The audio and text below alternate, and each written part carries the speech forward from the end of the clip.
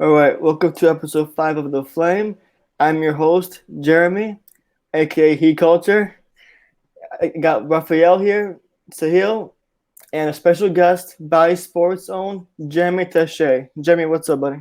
Hey, it's good to be here with you guys. Thank you so much for having me on the show. I'm excited to be here, and we were just talking a little bit before we went live. It's a long time coming, so Mm-hmm. thank you for inviting me.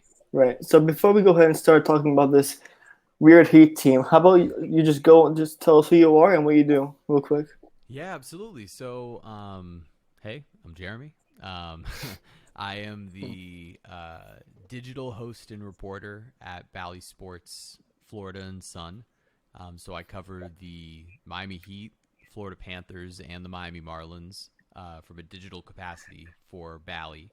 Um, and so that means helping to run their social media during games, clipping highlights, stuff like that, and also doing some digital content work, including hosting their podcast, Miami Mic'd Up, where I interview athletes and other analysts across not only South Florida but across the country about stuff going on down here. So that's kind of my main role with them. I also am now a sideline reporter with the Miami Heat. So I've done a number of games on Heat sideline this year, which has been really fun. I was actually just on the sideline for this last game, which was really fun in the first half, and I'm sure we'll get into all of that. Um, and then lastly, I also do a little bit of work on the side as a audio producer with the Meadowlark Media, Dan Lebitard show with Stu Gatz. It's a little behind the scene work there with those guys. So yeah, things are fun. Work is fun. All right, so things are fun inside, but I don't think things are fun right now with this Heat team because right now this Heat team they're struggling. I don't know how this Heat team, the same one, was able to beat the Celtics on the road, but somehow lost to the Grizzlies, who were without four of their starters, and Mhm. Detroit. I'm confused with this team. Can someone tell me what the issue with this team is right now? Exactly. I mean, I am happy to jump in. I think it's this very weird thing where because run it back Mm-hmm. was the mantra, right? Because everybody put run it back on this team. We've made this assumption that through 20 some odd games here, everything is exactly the same and just not working.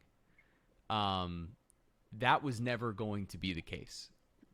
These guys from the beginning, even when everyone was healthy, were playing in new rotations, in new minutes, with different combinations of players than what we saw during that unbelievable run at the beginning of last year and at the end of last year once some tweaks were made to the rotations, right? Because you had that stretch in the middle where you had huge chunks of time with guys missing, right? Bam out for 6 weeks. Jimmy missed a chunk of games. Kyle missed a chunk of games. Um, where now you had a number of guys who came in and already were maybe going to have some of those initial chemistry issues, and then all of a sudden, season starts. Omer's also not there. Oh, also Vic's not there. And then you're starting to get a little more comfortable, and basically all season long, it's been a mishmash of players. It's, yeah, Jimmy missed a chunk of games, right? Like we just talked about, but really every game, it feels like somebody different is not in the rotation. And so when you have a team that is so based on executing, right? They're not, and they wouldn't argue that they are the most raw talent team in the league. It's about executing. When you have a team that needs to execute on both the offensive and defensive ends with chemistry and consistently, and you have players that have been inconsistent and lineups that have been inconsistent, it's a recipe for disaster. And to be honest, the fact that this team is only a few games under 500, given all of that strife, given what we all view as like the worst case scenario, almost has to leave you in some way optimistic, right? That when they do get healthy, that when the right things start to come together, that at least there's a chance they could rattle off a number of wins in a row and get themselves looking a little more like normal, right? But at this point, it's fair to be disappointed and also concerned. Okay. So as far as the rotations, I want to talk about the starting five first. Hmm. Lowry, Hero, Bola, Martin, and Bam. Right now, we all know that Martin, to me, and probably to all of us, is not the proper starting caliber four right now. And I mean, seeing how we ended off last season with Struce at the two, do you guys feel like maybe we should go back to Struce at the two and Hero off the bench and figure out our issue with the four still until the February, or like try to figure out how to fix the situation here with the starting five? Yeah, I Go think ahead. I Yeah, think I there mean, is something. oh, I I think there is something off with that starting lineup. Because if I tell you, or if I tell you that probably four of the five were going to be average almost 20 points, and we were going to have this record that we have right now, you probably wouldn't believe me because that would mean that Hero is playing really well, Jim is playing like his usual self, and Bam is playing really well too. So it's weird. It's something not clicking there, and it's probably Hero, because if you see, he's playing really well individually, but it's not transforming to wins. It's not that it's not impacting the games the way it should. And mm, I'm not sure why, but he deserves to be in the starting lineup. He earned it. I think we all can agree on that. And but I don't know if it is chemistry. He has really good chemistry with Ban, and but I'm not sure why it's not working. And also, if you see, well, uh, generally, Bam and Jimmy has worked well um, since they gotten together, since Jimmy is on the team. But if you see their chemistry, like between them two, it's I mean it's not 100%, right? You can see the amount of passes that he gave. They don't work like pick and rolls like Tyler and Bang does. So I'm not sure if going back to Struz is the solution, but yeah, I mean I'm not sure what is happening there because, like I said, Tyler has been the bright spot on this last couple of games. He's been playing really well, but it's not impacting the game. mhm. I'll be used to Hill. Yeah, so I definitely agree with the fact that, Tyler got his new contract. There's a lot of attention on him. He was a 20-point per game bench scorer, which is fairly rare. And so, by normal standards, that earns you a starting spot. I think those are the signs that a front office would need to be like, hey, he's averaging 20 points a game. He's shooting well. He shot like I think 39% from three last year, damn near 40%. And he got his contract, and it'd be weird to pay a guy $25 million and him stay on the bench. But also, we were first in bench scoring last year, 95% due to Tyler, and now I think we're 25th. I think the teams below us are all teams that are actively trying to tank. And I think, correct me if I'm wrong, if anyone knows, but I think our offensive rating by lineup, the ones where Struce is in that position, our offensive rating is higher than the ones that Tyler are in. Just like the NBA lineup tool that I was looking at, and I still don't think adding Max Struce back to the starting rotation automatically solves all of these issues. I think it's more exactly what Jeremy was talking about. The team is execution based. It doesn't matter if Tyler scores 25 and Bam scores 20 and Jimmy scores 20. That won't translate to wins, like you were saying. It I think we have an abundance of real role players, real NBA players that are, I can maybe seven guys that are legitimate good role players, but they aren't going to push us over the edge. I think we have a lot of assets, and on any other team, like a Gabe Vincent type guy or a Max Juice type guy could go get you 20. But I think now our reliance on those guys, our reliance on guys like Haywood Highsmith is starting to kind of catch up with us in terms of consistency over the length of the year. I don't think we can continue to rely on those guys to push us through playoff games and get us through those nitty gritty wins on a back to back against tough teams. I think it doesn't really matter if the big three combined to score 60 and, Kyle Lowry's giving you 17. At the end of the day, I think it's more about the quality and the depth of our bench. Last year, it was Tyler coming off the bench that's what gave us that second boost when our first unit got tired. Now, when our first unit gets tired, we're relying on Max and hopefully Depot. But again, like you mentioned, who knows what's going to happen with that? So I don't think it's a quick solution to just switching the two players. I think it's a little bit more roster based issue than that. Just to pick up from there, I tend to I don't think that necessarily, the starters have been numerically, like, they've been strong. Like, that starting lineup has actually not struggled when they've been on the floor together. The problem has been the minutes in between, right? The problem has been the minutes after that. They're not a bad first quarter team. They've played pretty well as a starting unit when all 5 actual starters from game 1 have been healthy and available.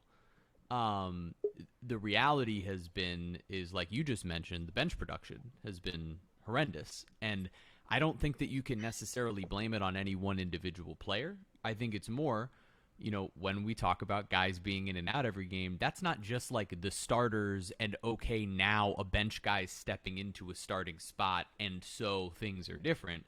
No, it's also been guys on the bench. Like the other night, both Dwayne Dedmon and Gabe Vincent are out. And so all of a sudden, your bench and that rotation is made up of a number of guys who aren't always playing basketball together. And when your team, offensively and defensively, especially when you have the talent drop off from the starters to the bench, needs to be about execution, you're going to struggle. Like, the bench has been really bad, and I don't think that you can... Yes, both Max and Gabe have been inconsistent this year, but I think that's... Look, partially, potentially, maybe that's them as players, but I also don't think that this 20-game sample is a referendum on like what we've already seen over the last 100 games of each of their careers and their ascension there, especially when you include the way that these guys have been in and out. And I don't believe that what I'm saying is making excuses. I think it's actually just explaining the context for why these struggles might happen, because the reality is we've all seen these guys play together and play so much better. Like, when you're looking for excuses, sometimes it can't just simply be, oh no, actually this guy stinks. It's not like we're all smarter than that. Like, we've all seen it before. They've seen it before. The people who made the decision to have this team understand what talent looks like. And yes, there's mistakes made all the time by all sorts of different front offices, but like, I still believe that this team is capable of more. Will they get there or not? I understand questioning that now. Like, I understand being at the point where you start going, all right, maybe this happens all year and guys are in and out and you hope you make the playoffs and get healthy and hot at the right time because you can win. And maybe it's one of those years. I understand why you would start questioning if it is. I'm still not even ready quite to say that, but I can understand why someone would start getting there. And when I went to the game, actually, when we were hosting Detroit, does it ever annoy you guys how Spo maybe plays too much zone at times? Because players, the opponents, are finding simple ways to the basket. I mean, that's one way we're blowing leads, and our shooting has been perfect either, because last season our shooting stats have gone down mostly for some of these players, starters or bench. Like from this tweet yesterday I screenshotted for this stream, Struz went from 41% to 36%. Vincent, 37 to 30%. Lowry, 38, who by the way has been playing really well, so credits to him, but 38 to 35. Hero, 40% to 36. Martin, who's been really excelling his role. To me, he impressed me the most, him and Bam. 42 to 41, so it's around the same area. And Robinson, 39% to 32%. So it's not just the zone, but our shooting has been also another cause for our 11 and 14 record here. I think Spo was relying on the sun too much when he didn't have the players, like when Jimmy was out and Bang was out, so he was trying to rely on the sun that bit. Well, actually, I went to the Memphis game, and there was a point where I was saying maybe you should switch to man-to-man, but because the sun was like, I don't know if it is because Steven Adams was there, or he was Mhm. in the middle of the zone. Sometimes he that when that's a way to attack the zone. Put the player in the middle and see what happens from there. So at some point, yeah, I was thinking like he should switch to man on man and see, because you already had Jimmy again, and all basically the whole roster was available. So yeah, sometimes that's confusing. Yeah. I mean, like watching the Memphis game, Steven Adams, he's a big guy. I mean, on Yeah, TV, he looks like a normal center, but he can lift any player up easily. He can move anyone. Like it's hilarious. He's superhuman. he Like he he occupies babies so much Bam. space. Yeah. I think I was seeing like Van couldn't do anything around him. He's I like know, he man. was covering the whole floor. At some point, I thought like Mhm. he was covering the whole floor. It was so hard to score around him. So I'm at the point to where I'm researching different trade scenarios for this team because we know this team's gonna make moves, right? Come February. Because if we don't make moves, I mean, this team's gonna struggle to make a play-in. To me, I mean, the teams around us got better during the offseason, except for us. And Boston right now, they're shocking me, kind of. But how do you guys feel about Cam Reddish?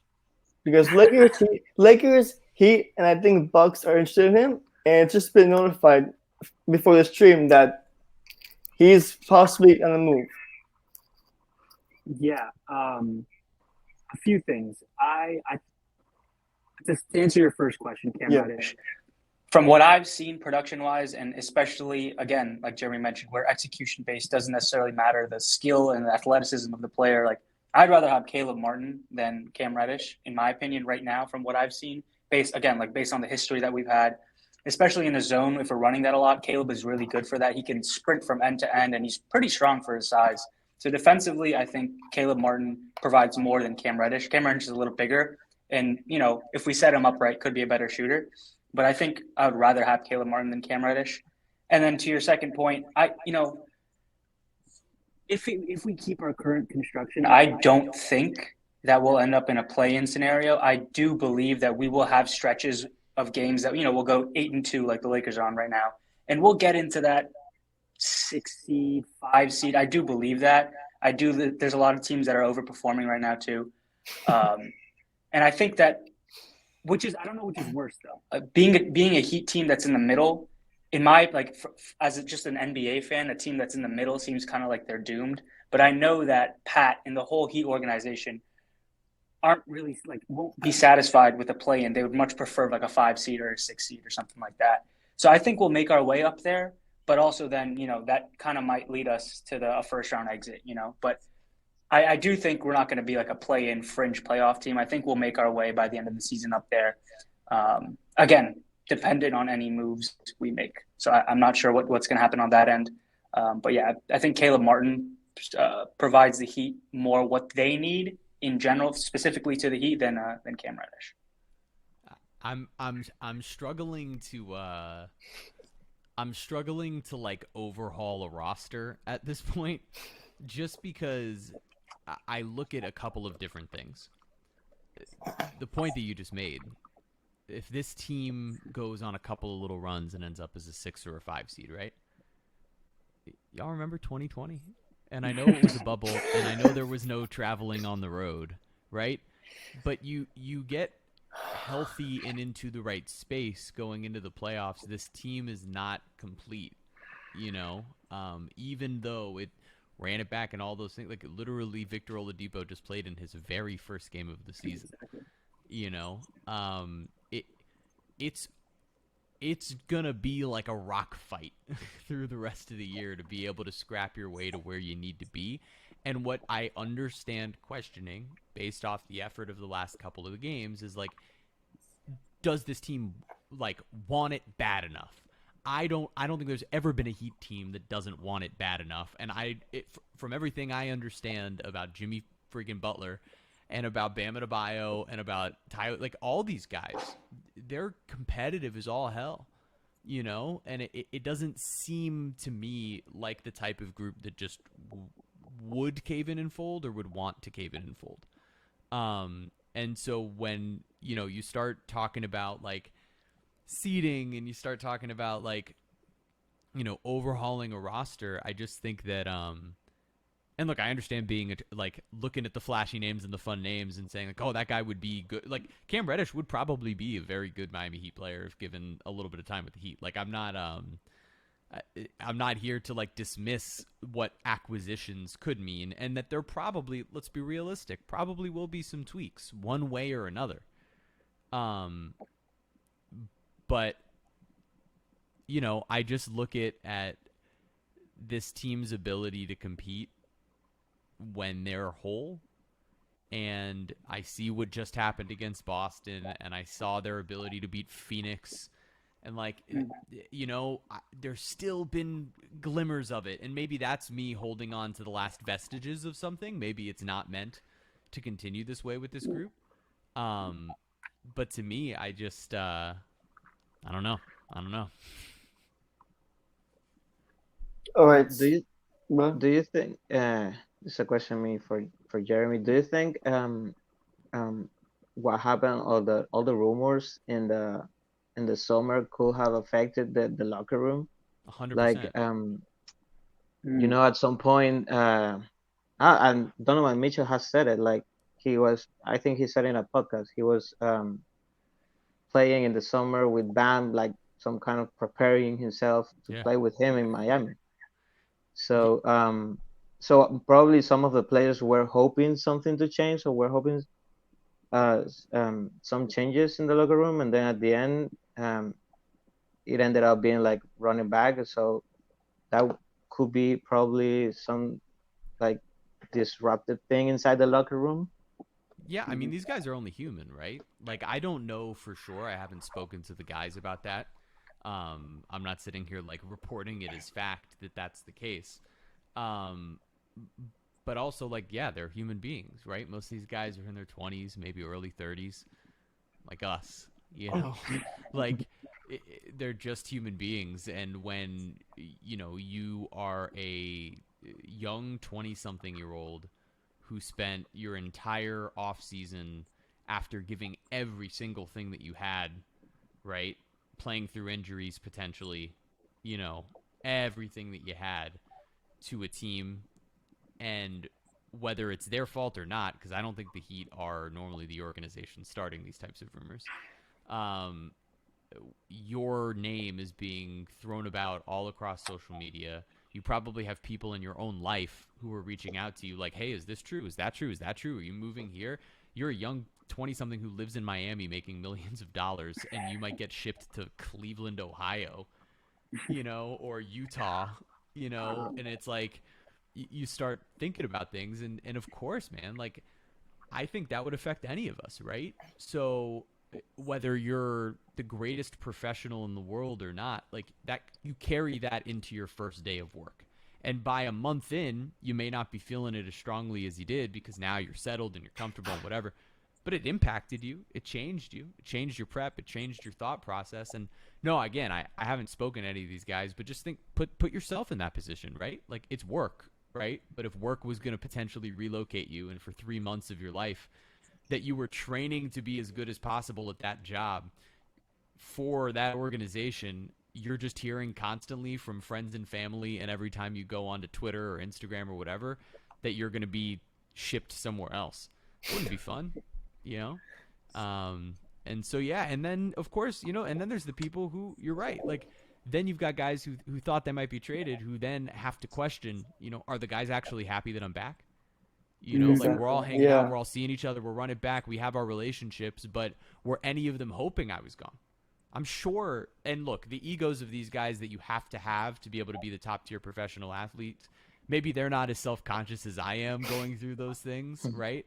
But again, only human beings, right? So these are all complicated and deep relationships, and look, relationships run their cycles too. Like we know that Jimmy and Tyler like love each other, right? But there's been reporting basically the entire time that they've been teammates of like, oh, they love each other right now. Oh, they're bothered by each other right now. Oh, they love each other again. Oh, because they're human beings, right? Like, and we don't even normally get to know that type of stuff. Yeah. So, to me, I think, to answer your question, yeah, of course, I think that could have affected them. And it's just one of however, as we continue to spell this out, however many contributing factors to a reason that this team that was supposed to be, hey, run it back, we've all got this chemistry, to a team that looks disjointed. All right, And some Jeremy. of them on the other side, on the other side of that car, you were saying players just thinking like, do they want me here and stuff like that. Some other players were probably hoping to play with someone else. Some of them were hoping to play with Kevin Durant or Donovan Mitchell. Yeah, Kevin Durant and Mitchell and the Irving, like, those three stalled the whole offseason, and that's why there's still a huge list of free agents out there still available. And we have one spot available left. I don't think we're gonna use it even. Yeah, no, I was just saying how there's a whole list now of free agents available because how those three players stalled the whole summer, and now, I mean, we have one spot available, and I don't think we're gonna use it right now. Yeah, I think again, I think of course there will be tweaks, as this goes along, and maybe something like that is included, right? Like, this is not a finished product. Right, I hope not. All right, and Jeremy, I got a question for you. So this is your second season right now with Bally Sports, right? Mm-hmm. Can you tell us your 3 favorite memories from last season's Heat? Oh man, that's such a great question. Well, the first thing that comes to mind is actually just the very first home playoff game that I got to cover, and just sentimentally because, I've grown up a Heat fan, right? Like, this is all very cool for me. I really, really like this team, and to have a moment where I was like, man, I'm here getting, it's my job to be here, standing on the court, before the game, taking videos and pictures of these guys that, like, I've played with, when I was in high school, I was playing video games with, a young Jimmy Butler, right? Like, and so to think that, I was able to kind of just look around and process that moment, and it was very cool. I would say, oh man, the shot. The shot. Well, of course, the shot. No, I'm trying to come up with more, like, with like the non cliche answers. Yeah. I really, really loved Caleb Martin's breakout game against Milwaukee. Ooh, yes. It was just so cool because it was like, it really was a, like, oh, this guy, this is real. Like, it was a moment of realizing, like, oh my God, they did it again. Yeah. And that was such an unbelievably cool experience. Mostly because, Caleb's such a good guy. And he's worked so hard to be in this position. And so it wasn't just like, oh, cool, the Heat did it again. It was like, oh my God, this guy's about to have a career year. Like, this is going to be who he is. We're about to watch him be maximized in a season. And that was really fun. And then another regular season game that comes to mind actually is, I think, the second to last game of the year in Boston, when Max had just an unbelievable game, and then had all those stops on the defensive end at the end, and stripped Jason Tatum. Yeah. And it was just amazing. Right. And it's same sort of deal, right? Like, all right, this dude's arrived. He's the starter to end this season going into the playoffs. And that's crazy. And then obviously there's the playoff moments. There's Jimmy, like, obviously there's all of that. But for me, I think just in, like, a sentimental way, it was cool watching those guys burst onto the scene, and then for me to be around some playoff basketball was really exciting. Yeah. And I have to admit, I'm really glad I went to that game this season where we hosted Phoenix, where I thought Phoenix was going to blow us out, but defense won the game. Butler's block, man. I'm happy to be there. I don't care I was sitting high. I don't care. That view I had was amazing. I missed that feeling of a game winning, whether it's offense or defense. I miss that feeling of just jumping, like those times where we had D Wade game winners or stops, whatever. Jimmy Butler was there. He won it his way. and that's what heat basketball was all about. You know. Yes, sir. Absolutely. It was amazing. It was amazing to watch. He was sensational in that game.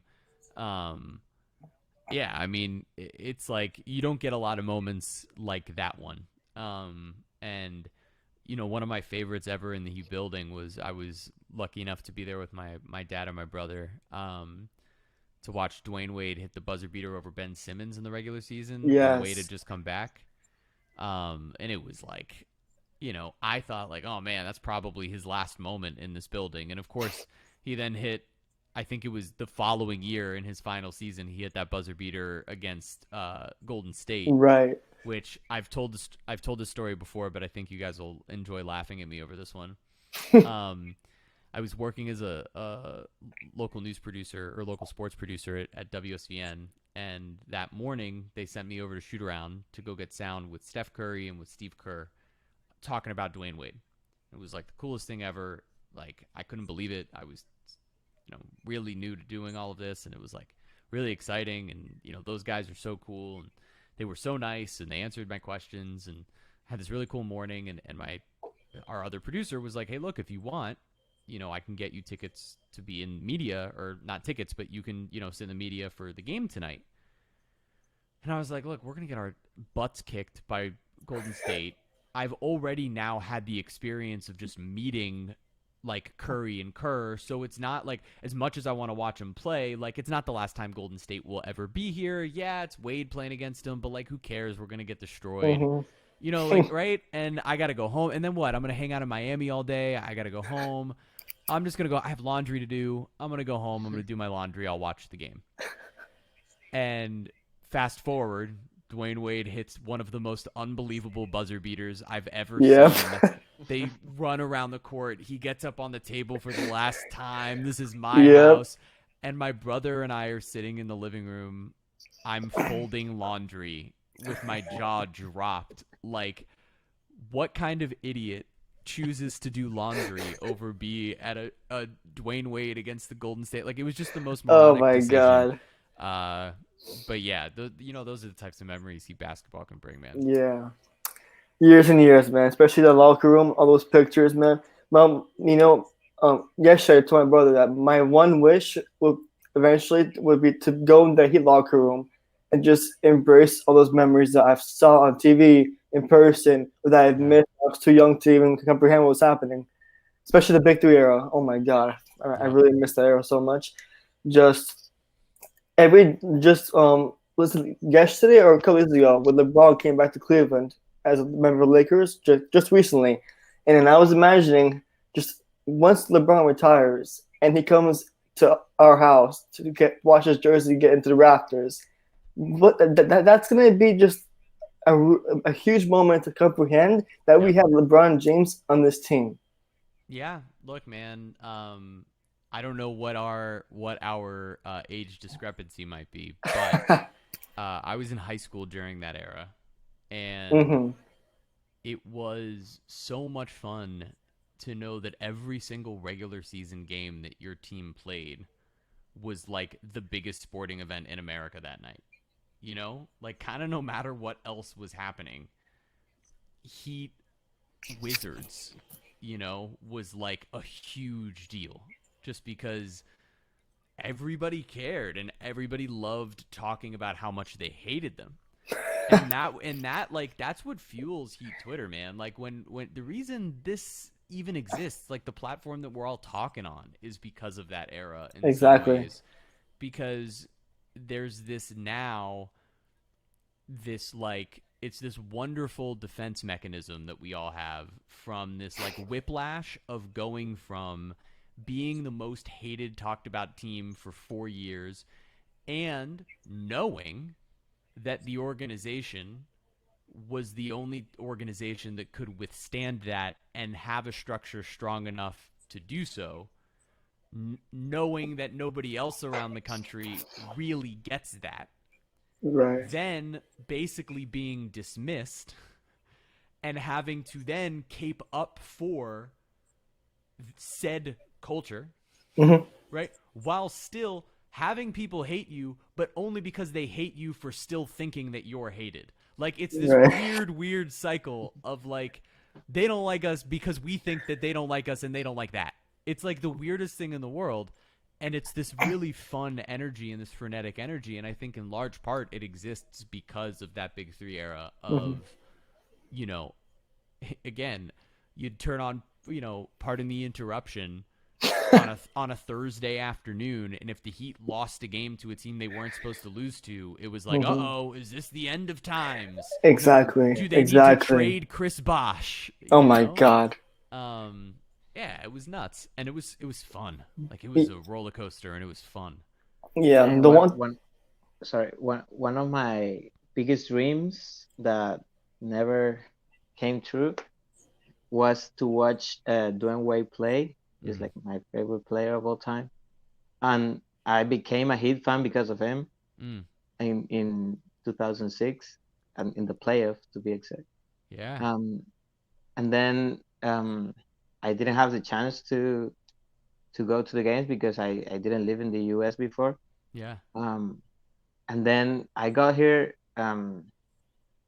and watching those big three era was like incredible. Every game was an event. mm-hmm. Something an incredible highlight will happen in every game. And then I came here in 2020 and I was like, okay, I don't have the chance to watch him already. Mm, It's too late, but well, I still wanted to go to an NBA game.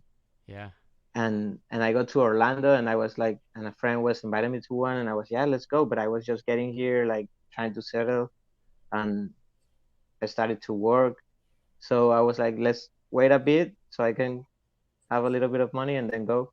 And he said, yeah, right. And then the pandemic hit no, and the season was over and I was like, oh God, it can't be happening.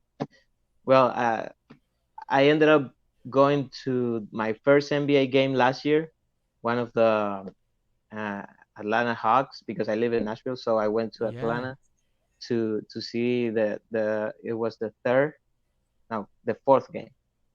We lost the amazing. third one, In the and playoffs? yeah, in the playoff, Oh my we lost god.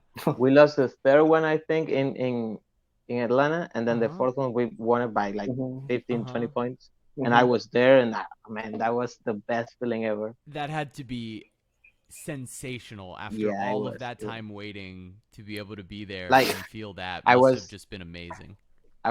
with my girlfriend. I was saying, these people, they come here every day, every time they want. But for me, it was like almost impossible. And now that I'm Yeah. here, it's like, Oh man, that must have been emotional. I'm like yeah, it dying. was I really feel like I'm was. getting teary-eyed right now, like literally. Yeah, yeah, it That's was. And amazing. I know Dwayne wasn't there, but I was already a Heat fan, so it was Yeah. probably as great. That's You amazing. know, That's so cool. I gotta be honest with you. I was a Heat fan since 2010. Yeah, since LeBron came here, whatever. But I've never been to one playoff game, and I'm still to this day upset about that. I want to go to the finals. No, the East Coast finals when it was Heat and Celtics. But man, those prices, they called me poor in many different ways. Well, it's funny. I mean, I last year was my first playoff game I'd ever attended. I wasn't. It wasn't just the first one I was working. It was the first Heat playoff game I'd ever been to. So same deal. I mean, I only went to my first one like a week before you did. Uh, it's really crazy. That's amazing. That's super Yeah. cool. All right, now I think it's time to get back on track a little bit. And earlier in the stream, we were talking about trade scenarios, right? So I got here 5 trade ideas that could maybe help the Heat, and I want to get all your thoughts on this. On the first one, Hornets get Jovic and 2027 first round pick in return for PJ Washington. What are your thoughts on that one? So the way I'm gonna break these down, because Yeah, I don't like trading anybody from the Heat, is how I feel about the yeah, other player.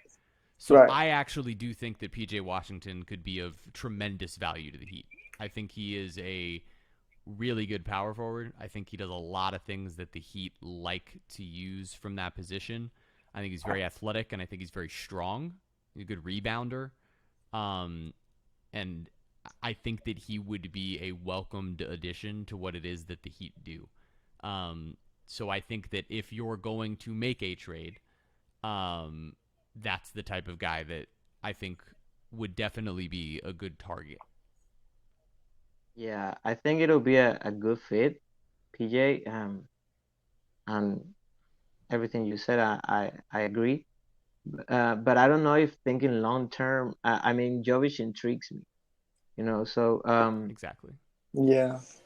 it's hard for me because I see a lot of potential in him. Like the basketball IQ is there, the Mhm. passing, the shooting, and it could be a good asset going forward. So I'm not sure if I'm thinking long term. Yeah. Yeah.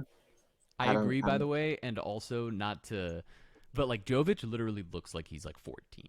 Like yeah, he looks even younger in person than he does like when you see him on TV. that He that's Uh-huh. true. literally he has a baby face. Like he is a child, you know, Yeah, and that's he's true. already like able to do things in NBA games. He's like a baby giraffe. Like it doesn't make any sense. You know, I think he's still in high school. He's just finishing high school right now. Yeah, he what it was is that he needed to finish up like his final exams, Right. but Yeah. he left early to start training for the draft. And so he was finishing things up online here, which is insane. Like again, he's like a It's like he is like a giant toddler out there. yeah. And not even like what's crazy because he's like already seems to have a really and this as you just mentioned, like he has a pretty great grasp of the game. Like his basketball IQ is very high.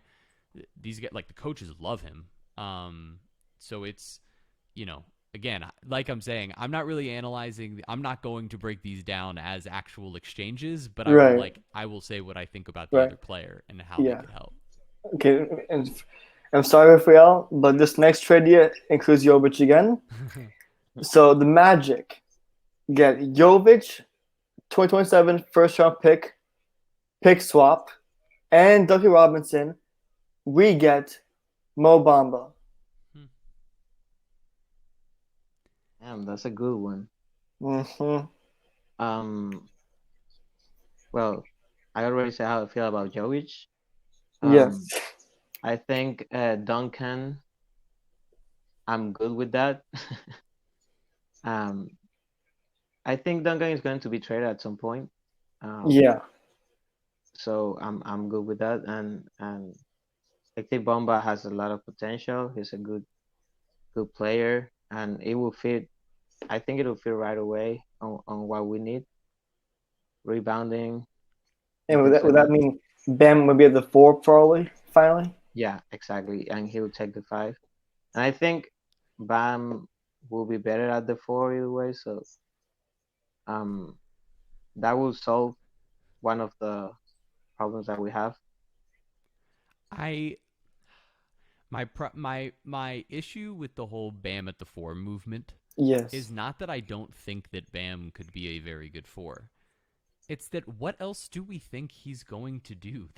He's been amazing. Like I don't really understand the whole like he could be better at this position. He's an Hmm. amazing center. And he's a center who's capable of doing things that most other centers aren't. So Right. like if you asked me between these two players, I would rather like between these two trades, like I would much rather trade less to get PJ Washington than trade more to get Mo Bamba and now force Bam to have to play the four. With PJ Washington, you've got a guy who not that he's like necessarily a good option as a small ball center. And so, yes, you are still missing that big off the bench because Right. that's really the thing, right? It's that you should have and this is of no offense to Dwayne Dedman, but his skill set For at this Yurt. moment in his career, right? Well, Yurt would have been more complimentary here. Yeah. Like the things that Yurt can do offensively would have been a Right. greater compliment to what Bam would then have to do when he's playing the power forward. And I think that was But the idea, right? Like starting them correct. to Yeah, well, and not Yeah. even necessarily starting them, but that if Yurt was the man off the bench, then Bam would continue to stay on the floor, eventually go off, and then he would come back in to replace Yurt, right? Like they Hmm. would play some staggered minutes together, and right Right. now you can't really do that with Dedman and Bam, so they're just a direct swap. It changes what your entire defense does when it's just Dwayne Dedman and no Bam, and so now it's like it's a little more disjointed where so no, getting a PJ Washington wouldn't solve that issue, right? But I also don't think that forcing Bam into a position where He's already a sensational all-star center. Put your players, and I know it's like the idea, what everybody's thinking is that's putting your players in the best position to succeed. But Bam's freaking dropping like 28 a night the last couple of weeks, playing the center and being one of the best defensive centers in the league. So, yeah, that's my little rant on that. I didn't think that I was so passionate about it until I started. All right, you guys ready for number 3? This is a good packaged one. Lakers get Kyle Lowry, Duncan Robinson, and again Jovic. In return, we get Russell Westbrook, Patrick Beverly, and their 2026 first round pick. That's just wild. Like, I don't even have anything. That would just be like such a insane decision. Yeah. Basketball or otherwise. That would be nuts. I'm I not a also fan of don't Westbrook. think it would necessarily make the team better. Like, I don't. Right. Kyle Lowry's been good. Like, again, like so much of this is like, if you actually look at so many of the individual players, particularly in this team's starting lineup, they're having pretty good years. They're just not winning. Like, it's very strange. Like I said at the beginning, like it'll be weird if I told you that some of them are averaging 20 Yeah, points it's a game, crazy. and Mm-hmm. we have this record. Right, exactly. Yeah, no, I don't want anything to do with Russell Westbrook. Yeah, me neither. Me neither. That's me though. But Patrick Beverly, he screams Heat defense. Like Yeah. Clearly. The 4 out of 5. The fourth one, Kings get Victor Oladipo, who just came back, Duncan Robinson.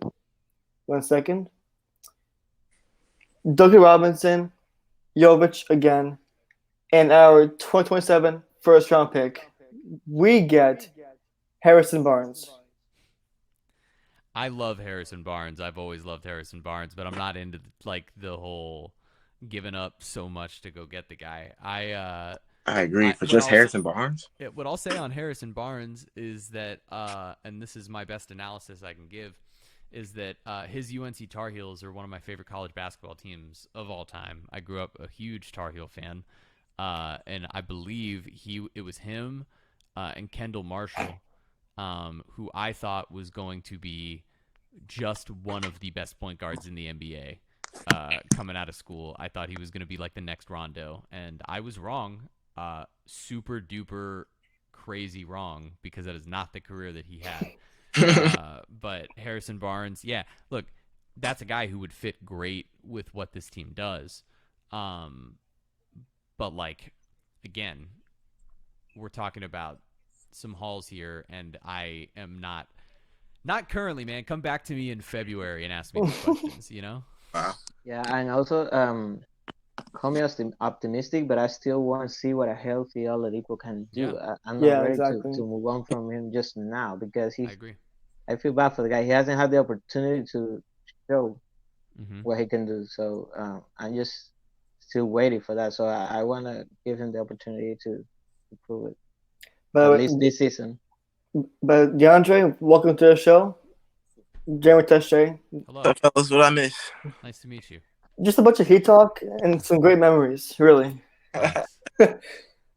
Okay, this last trade idea, to me, is the fair one. Pacers get, I'm sorry, Rafael, Jovic again, a 2026 first round pick, and Duncan. We get LeBron James. Miles Turner. Miles Turner. Yes. So for what it's worth, I like Turner as a fit more than Bamba of the two bigs that you've mentioned here. Yeah. That's what I would say on this front is, if you're just talking about, again, if you're adding someone who's going to play more of that center position, and where they're having to play alongside Bam and they're clearly a center, not a power forward, I like Turner's offensive game a bit more, and also like he's just a better shot blocker. That talked upon we trade for Mo Bamba, because I feel like we should give up a lot less for Mo instead of Miles. Yeah, I think the offer that read was a tier below in terms of the offer, as well, right, for Bamba, and then it was like the tier below that in terms of like the PJ Washington sort of machination of it. But yeah, I mean, to me, yeah, I mean, Turner would be a fine fit. Look, there are clearly, based off all these trades you just threw out there, other than that Russell Westbrook one, there's a lot of different ways to go about making not entire roster overhauls, but tweaks where it's 2-for-1 or 1-for-1 and a couple of picks. Making tweaks to try to build upon your strengths, whatever strengths are still there, without having to like completely overhaul the roster, right? So I expect that. I don't know who those players will be that unfortunately have to end up going, right? But if this is the rate at which this team is operating, they're not going to just do nothing unless it's literally a completely lost season by the time you're getting to February and you've just spun completely out of control, right? But if you're still hovering right around 500 and doing this song and dance of like just trying to compete, then of course there will be some tweaks made to try to acquire probably one of these players you're mentioning. How about you, Rafael? Yeah, I think I said it on the first time I was on the podcast. I really like Miles Turner, and I think it will be a fine trade. And yeah, it'll be probably a better fit than Bamba. I really like his block shotting ability, and his offensive game is more rounded, I think. He's So rebounding big time. yeah, so rebounding also, yeah. So that I think that would be a good trade. I agree. I just feel like Miles Turner, just the name itself, like any center in the league is gonna have to like mentally up itself more, because that's all. Like right now, that's all we're missing. We're just missing a perfect paint presence. Because yes, I love Bam. Bam is the best player in the world, but Bam's a forward. Bam's a power forward. I don't care how y'all spin it. I don't care what y'all. Bam's a power forward. All right. You Miles missed Turner. my whole rant right before He you did. came He on. I did. literally ranted the opposite. I literally, right before you came on here, was just ranting about the opposite thing. In my head, and what I've seen from us drafting Bam, if we a 37-foot center like Miles Turner, Bam at the 4, who's name a team in the league that's stopping us? Like, come on. Because right now, all right, just listen here. Let's say, all right, against the Bucks, Bam can already. I don't care what anybody says. Bam can already hold Giannis to like 10 for 25. So like anytime we go against the Bucks, Bam is holding Giannis and he's doing great at it. But then that leaves Brook Lopez. So I mean, yeah. Look, Brook Lopez is a matchup nightmare for everybody. It's the reason the Bucks are one of the best teams in the league, right? But I don't disagree that like, and this is what I would in this conversation of what I was saying about Bam being 5 is that what the Heat are missing more right now, and it's not necessarily his fault that his skill set isn't what they need at this position right now, but it's the backup center. They need more of someone who can play alongside Bam and play minutes where Bam can be playing the 4. But not necessarily someone who forces Bam to play the 4 all the time. I see that. Because Bam is a 5 who's one of the best 5s in the league. And he does all of these things that other 5s can't do. And every team in the world that has a 5 that can do those things is thanking their lucky stars that they do. Nikola Jokic and, Embiid. that's it. And Joel Embiid. Like, that's it. The things that Bam is doing statistically and on both sides of the ball, nobody else is doing them. So you have to feel so lucky that you have that unicorn at that position. But I don't disagree that, of course, having him play the 4 at moments and being able to play bigger when you're playing against Milwaukee or even Boston would be a big advantage. They could use that, and Omer Yurtseven was supposed to potentially grow into that position, and now – that's not what we've seen. So you're right. Like, I don't disagree. Like, making an acquisition like that is important.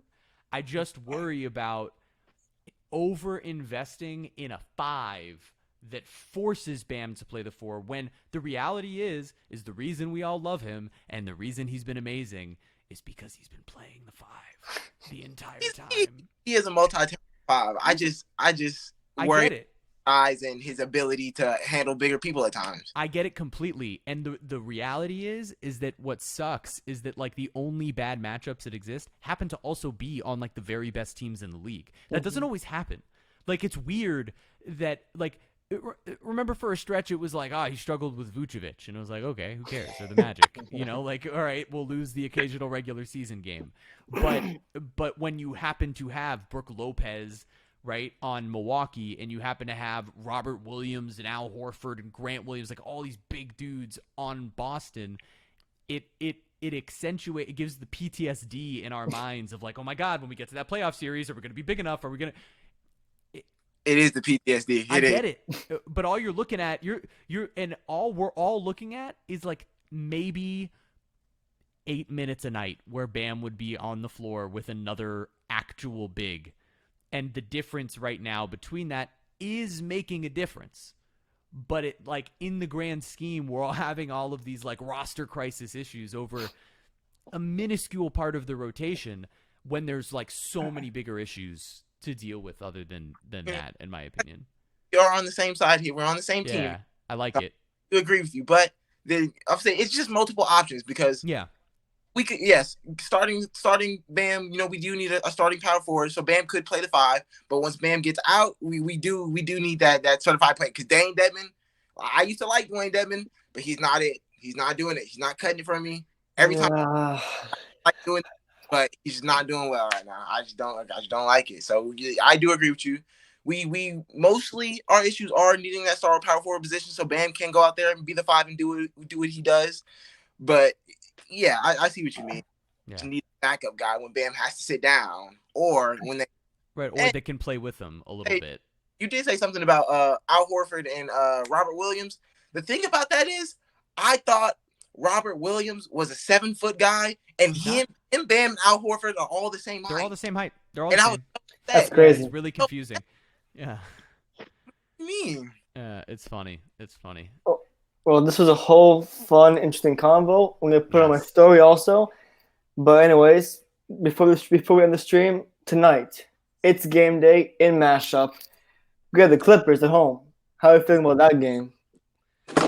I'm worried. My stomach hurts. I just I like those vibes. I mean, the Clippers are without Kawhi, so Paul George is playing, but they got John Wall, Zubac, Powell, Jackson, and Terrence Mann, and anyone that team can go off as a random heat killer. So you guys about how Zubac literally just had 31 and 29 a couple games ago. Yeah. I mean, look, they're a talented team. I think that like what we've seen clearly this season is it's not really about the opponent. It's like just what shows up for the Heat, who shows up, what shows up, what type of chemistry do they have, how do they play defensively, are they moving the ball, are they moving off the ball? It all matters. And the reality is like there's going to be guys that go off. They could have withstanded Bogdanovich going off they could have if they did some other things right, but then the wheels fell off. And so like that's going to happen. Guys are going to go off, but it's how do you withstand it? And so look, I'm going to keep carrying confidence into these games until you should. Yeah, we need there's a reason not to. But yeah, I can understand why your stomach would hurt. Like I get it. I'm not unempathetic to that. Yeah, and also Kyle. I think Kyle and Gabe are not playing. Yeah, Kyle's not I playing. think it's that. I mean he deserves it. I was gonna say right off. I think he deserves it, but Drew Smith. Baby. But we'll need we're going to need playmaking. So because it's not Depot? Gabe, no Kyle, so Depot has an opportunity to show up. Yeah. Let's hope he does. And also Jimmy's back. So they're out. That always help. Yes. Butler was questionable, but I expect Butler to play. And Devin's still questionable. And Hero, Highsmith, Jovic, Depot, Robertson, Strus are all listed as probable, which means I expect them all to play. Yep. So I'm hoping that this is either going to be a blowout on our side because Clippers played yesterday in Orlando in overtime too, Oh man. or another nail biter per usual, which Right. we're used to by now. That's this team. The playmaking responsibilities are going to fall on Jimmy, Tyler, and basically Depot. And a little bit of Drew Smith. Just Oh a little. yeah, Drew Smith. Yeah. And some Bam, I think. Well, yeah, for sure. Maybe. You're going to see, I would think you'll see a lot of Bam in isolation tonight. He's been so good. God, this is a strange thing to say. And then I do actually have to run. But I did a little piece on it on the broadcast on Tuesday. Bam in isolation right now is almost, he's up there with just about anybody in the league. And in the last 5 games going into Detroit, he was averaging 16.3 isolations per 100 possessions, which if you extrapolated that out over a year, he would only trail Luka and Shai Gilgeous-Alexander with like how much the Heat were throwing it to him. That's and crazy. even That's then, crazy. with those numbers up, he was producing more points per 100 possessions as well. So he was only getting more efficient. Like he was only getting better. And also the scoring in the fourth quarter. That's Yeah. awesome. Yeah, it's been amazing. So he's been amazing. And look, when you're struggling, you got to ride your horses, right? Tyler was trying to be that guy on Tuesday, and really was. He played great. He just didn't get any help. He got it from Bam. Those two guys played well. That's But, it. That's it. We'll see what happens on Right. tonight's game. But it's been a pleasure chatting with you guys. Yeah, for sure. Thank you. I'm going to do a little recap right now. All right. Sure. So tonight, Heat are hosting Clippers. Clippers are 14-12. We are 11-14. We are 8-5 now at home. Hopefully, we go to 9-5 at 7:30 p.m. Eastern on Bally Sports and NBA TV. So that's exciting. And as far as tonight, that's pretty much it. Episode 6 will air my first week back for spring break because I'm leaving home for the break from college. And yeah, that's pretty much all I could say about that. And do you guys have any last remaining thoughts before we head out? Duncan Robinson 30-point game tonight. That's all. I love it. Rafael? Yeah, let's hope to get back on the win column. Let's hope to get back on that Boston mood and try to build on that. So we are on time. I mean, it's not too late. So I think we can get back on track. Not to be selfish, but I am going to plug here. Listen to Miami Mic'd Up if you haven't before. Yes. Subscribe. It's, I think, a good podcast. This week will be mostly Marlins themed. It's winter meetings this week. And I didn't feel like talking about the Heat losing. So I'll be speaking with Craig Mish. We're talking about Marlins breaking news and stuff like that. So that'll be out tomorrow morning. And thank you guys for having me on, man. This was a blast. Thanks for coming on. Really you appreciate guys it. are great. This was super fun. It's been a pleasure. I appreciate it. I would love to come back. Yeah, awesome. All right, guys, don't forget to like, subscribe, do all that fun stuff. This video will be up soon on my YouTube channel, The Flame, and soon on Spotify by tonight. This has been, go ahead, DeAndre. What were you saying? Oh, no, I was saying for Jeremy to please come back. Yes, please. Well, I'm here. What do you want? I'm here. I'm your host. All right, this has been episode 5. Thanks, you guys, for joining. Peace. See y'all. Woo! Yeah. That was great. Yeah.